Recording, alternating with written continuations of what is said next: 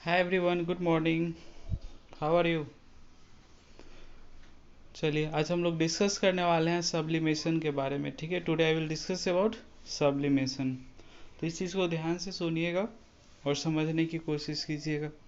ठीक है, the changing of a solid directly into vapours. ठीक है, मतलब किसी सॉलिड सब्सटेंस का लिक्विड में बिना चेंज हुए ही गैस में चेंज हो जाना, गैसियस स्टेट में चेंज हो जाना, या गैसियस सब्सटेंस का बिना लिक्विड में कन्वर्ट हुए ही सॉलिड स्टेट में चेंज हो जाना हमारा क्या कहलाता है? सब्लिमेशन। क्लियर? क्या कहलाता है? सब्लिमेशन। ठीक है, the process of changing of a solid directly into vapours on heating. Clear? Directly into vapours on heating and vapours directly changes into solid on cooling is known as sublimation. Take a simple example. हमारे घर में Kapoor use किया जाता है जिसको English में camphor कहते हैं। ठीक है, कपूर को यदि आप बाहर रख देंगे, शुद्ध कपूर प्योर होना चाहिए, कैम्फर प्योर होना चाहिए, क्योंकि आजकल जो कैम्फर आ रहा है वो इम्प्योर होता है, उसमें काफ़ी ज़्यादा प्लास्टिक वगैरह मिक्स किया हुआ रहता है ना। फिर भी अगर हम उसको रखते हैं तो उसमें से आपको स्मेलिंग फील होगा, कुछ देर के बाद उसमें से आपका स्मेल आना शुरू हो जाएगा। तो इससे आप समझ सकते हैं कि उसके पार्टिकल्स धीरे धीरे क्या हो रहे हैं, कह सकते हैं कि क्या हो रहे हैं, इवेपोरेट हो रहे हैं। कह सकते हैं कि वो उसके पार्टिकल्स गैस में मिक्स हो रहे हैं। ठीक है, डायरेक्टली गैसियस स्टेट में चेंज हो रहे हैं, है ना। मतलब सॉलिड स्टेट को छोड़ करके आप गैसियस फॉर्म में चेंज हो रहे हैं, है ना। तो इससे आप समझ सकते हैं कि कैम्फर एक क्या है, इस पे जो प्रोसेस हो रहा है वो सब्लिमेशन है। और कैम्फर क्या है? एक सबलाइम मटेरियल है, मतलब वैसा मटेरियल जो सब्लिमेशन प्रोसेस को कंप्लीट करता है ना। जिसमें सब्लिमेशन जिस पे होता है that is called sublime material. ठीक है, तो today I will discuss about sublimation and sublime material. So listen carefully and watch. ठीक है, मैंने आपके सामने डेफिनेशन लिख दिया। Process of changing of a solid directly into vapours on heating और vice versa is called sublimation. ठीक है, इसको सिंपली रिप्रेजेंट कैसे करेंगे? सॉलिड को आपने हीट किया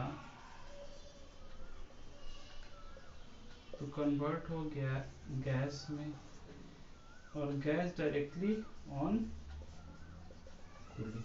ठीक है, तो ये आपका सब्लिमेशन का रिप्रेजेंटेशन है। सॉलिड को आपने हीट किया, डायरेक्टली गैस में कन्वर्ट हुआ, गैस को आपने कूल किया और डायरेक्टली किस चीज में कन्वर्ट हो गया?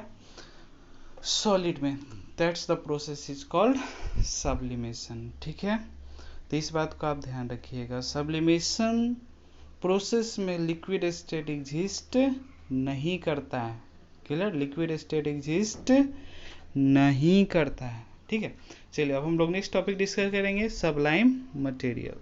ठीक है, तो मैंने आपके सामने डिफिनीशन लिखा सबलाइम मटेरियल का। The solid substance which change from solid directly into vapours on heating और vice versa is called sublime material. Clear? तो सबलाइम मटेरियल उसको कहेंगे जो हीट होने पे डायरेक्टली किस चीज में कन्वर्ट हो जाता है? वेपर्स में। ठीक है, और वेपर्स किस चीज में कन्वर्ट होता है? सॉलिड में। क्लियर? अब सॉलिड जो डायरेक्टली वेपर में कन्वर्ट होता है उस सॉलिड को हम लोग सबलाइम कहते हैं, और वेपर्स को जब कूल करने पे डायरेक्टली जो सॉलिड में कन्वर्ट होता है तो उस सॉलिड प्रोडक्ट को हम लोग सब्लिमेट कहते हैं। ठीक है, क्या कहते हैं? सब्लिमेट। ठीक है, तो इस चीज को हम लोग लिख लेते हैं। ठीक है, तो हम लोगों ने सबलाइम और सब्लिमेट का डेफिनेशन लिखा है कि एग्जांपल से समझते हैं।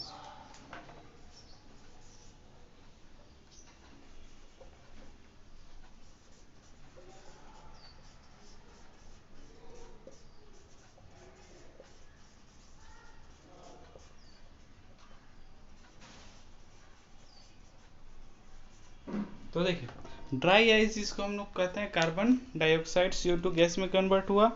ठीक है, तो ये ड्राई आइस आपका क्या हो गया? सबलाइम।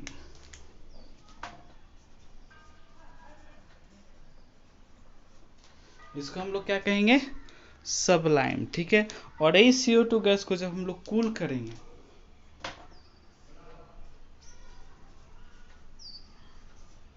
ठीक है, कूलिंग पे जो बनेगा यहाँ पे इस ड्राई आइस को हम लोग कहेंगे, अब इसी को हम लोग कह देंगे सब्लिमेट। इसको कह देंगे हम लोग सब्लिमेट। क्लियर है? तो यही आपके थे सबलाइम मटेरियल्स। अब इसके कुछ इंपॉर्टेंट एग्जांपल्स के बारे में हम लोग जान लेते हैं। ठीक है, चलिए तो लिखते हैं इन सभी एग्जांपल्स को। तो कुछ मैंने सबलाइम मटेरियल्स के एग्जांपल आपको सामने बोर्ड पे मैंने लिखा है। Ammonium chloride, NH4Cl, dry ice, CO2 iodine, I camphor, C10H16O, naphthalene, C10H8, anthracene, C14H10। जहां भी आप कार्बन कार्बन देख रहे हैं ये तीनों हाइड्रोकार्बन से हम लोग 10th में पढ़ेंगे, ज़्यादा टेंशन लेने की ज़रूरत नहीं है। ठीक है, ये अमोनियम क्लोराइड है, ये ड्राई आइस है, ये आयोडीन हो गया, ये आपका कैम्फर हो गया, ये आपका नेफ्थलीन हो गया, एंथ्रासिन। अब हम लोग जनरल लाइफ से रिलेट करते हैं इसको। हम लोग इसको जनरली यूज़ नहीं करते हैं। नेफ्थलीन बॉल जनरली जो आप लोग कहते हैं फिनाइल का गोली है ना, तो नेफ्थलीन बॉल जनरली हम लोग यूज़ करते हैं वेसिन वगैरह में। कैम्फर हम लोग पूजा पाठ में यूज़ करते हैं। आयोडीन जो आपके नमक में अवेलेबल है। ड्राई आइस जिसका हम लोग यूज नहीं करते हैं, लेकिन कार्बन डाइऑक्साइड आपका सोडा वगैरह में अवेलेबल होता है, डिजोल्व होता है। अमोनियम क्लोराइड का भी हम लोग जनरल लाइफ में यूज नहीं करते हैं। ठीक है, तो ये सब आपके इंपॉर्टेंट एग्जांपल्स हैं जो कि सबलाइम मटेरियल है, जो आपको लिखना है, याद करना है, उसके फॉर्मूले भी साथ साथ याद रखना है। ठीक है, तो आज के लिए इतना ही। Thank you, have a nice day.